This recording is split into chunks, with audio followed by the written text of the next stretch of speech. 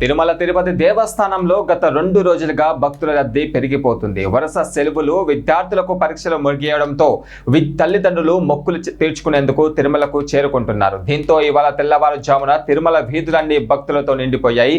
ప్రస్తుతం Vaikuntham queue complex లోని అన్ని కంపార్ట్మెంట్లు నిండిపోవడంతో వెలుపల ఉన్న క్యూ లైన్లో కూడా భక్తులు కిలోమీటర్ల మేర వేచి ఉన్నారు.